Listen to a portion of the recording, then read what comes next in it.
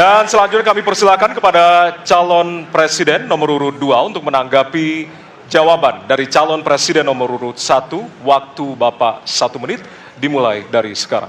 Saya kira yang sangat dirasakan oleh banyak kelompok, terutama kelompok minoritas, Pak.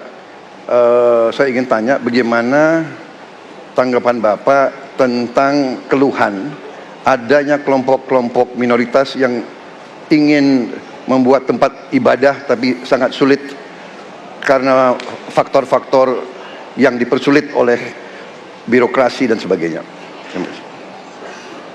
Masih ada waktu, Bapak? Cukup. Sudah cukup? Baik, terima kasih. Selanjutnya kami persilahkan kepada calon presiden nomor urut 3 untuk menanggapi jawaban calon presiden nomor urut 1. Waktunya 1 menit dimulai dari sekarang. Ada yang lebih penting saya kira meskipun seluruh proses memang harus dilalui. Penegakan hukumnya, menghukum yang bersalah, dan aparat hukum tidak boleh ragu pada soal itu.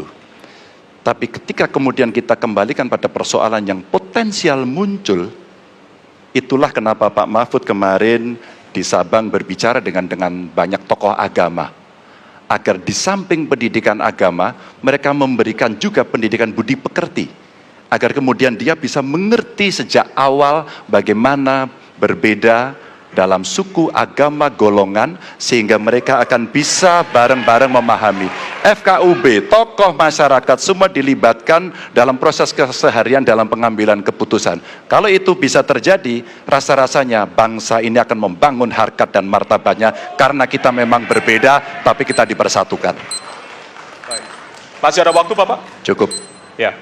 Dan selanjutnya, kami persilakan kepada calon presiden nomor urut 1 untuk merespon tanggapan dari kedua calon presiden lainnya, dan waktu Bapak 1 menit dimulai dari sekarang. Terima kasih Pak Prabowo. Perlu kami sampaikan bahwa ketika kami bertugas di Jakarta, maka ada begitu banyak izin-izin gereja yang mandek 30 tahun, 40 tahun dan tuntas dibereskan. Oke? Antrian yang amat panjang yang tidak pernah selesai, dan kemudian banyak kelompok agama dari mulai Buddha, Hindu, Kristen yang mengalami kesulitan mendirikan tempat ibadah, mereka menerima izin tempat ibadah dan mereka bisa beribadah dengan baik. Dan kalau boleh saya laporkan, dalam sejarah Gubernur Jakarta yang paling banyak memberikan izin rumah ibadah adalah Gubernur Anies Baswedan.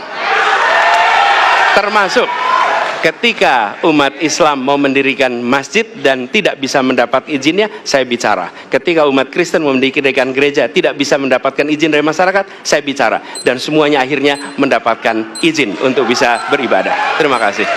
Terima kasih. Baik, sudah cukup, Bapak? Masih ada waktu? Cukup ya? Baik, terima kasih. Kita berikan tepuk tangan buat calon presiden 2024. Kami persilakan kepada Bapak-Bapak untuk kembali ke tempat. Ya, kami persilakan Bapak untuk kembali ke tempat. Ya. Ya. Kita masih ada beberapa segmen dan juga beberapa subtema yang tentunya nanti kita akan bahas di segmen-segmen berikutnya. Dan tentunya kami akan masuk ke bagian debat yang lebih hangat dengan tentunya saling menanggapi antara pasangan calon presiden satu dengan yang lainnya. Baiklah, untuk itu tetaplah bersama kami di debat pertama calon presiden 2024.